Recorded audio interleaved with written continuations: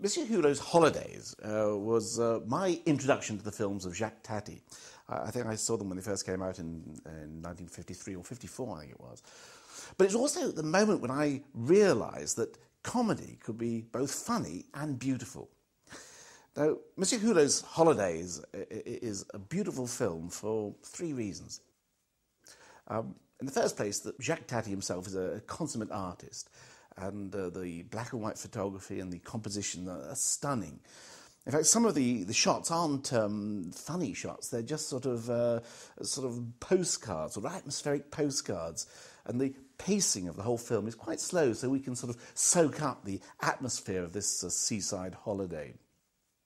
The film's also beautiful because a lot of the gags are beautiful.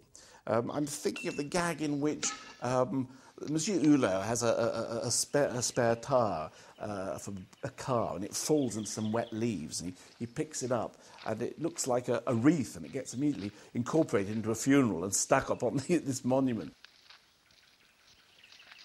And that was a moment when I suddenly realised that you could have two ideas and produce this wonderful visual pun. I think it was Robert Browning said that a metaphor is that when you get two separate ideas and you put them together and you produce not a third idea but a star. And somehow with comedy it's when you get two disparate ideas and put them together and you produce not just a third idea but a laugh. And that's the magic moment of comedy, and the moment when comedy, for me, approaches poetry. Monsieur Hulot's Holidays is also a beautiful film because Monsieur Hulot is a beautiful character. His movements are just always a delight to watch, and Tati is a master of physical comedy. There's a wonderful moment when he's trying to mount a recalcitrant horse, and you see most of the scene from the other side of a hut, and you don't see the horse at all. All you see is Monsieur Hulot sort of being thrown out or dragged back by this terrible monster of a beast. And it's all mime, in fact, because Tati was a great mime artist. Monsieur Hulot's Holidays is also different from some of the later films in that it seems to look forward to the future.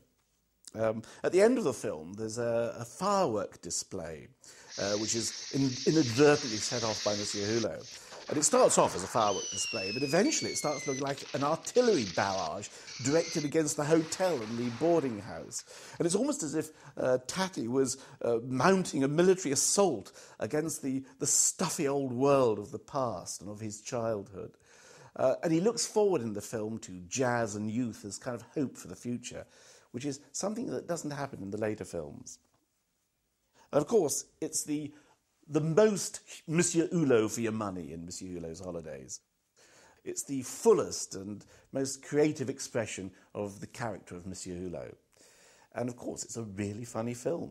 It's one of the very few comedies ever to have won the Grand Prize at Cannes. So I hope you enjoy Monsieur Hulot's Holidays.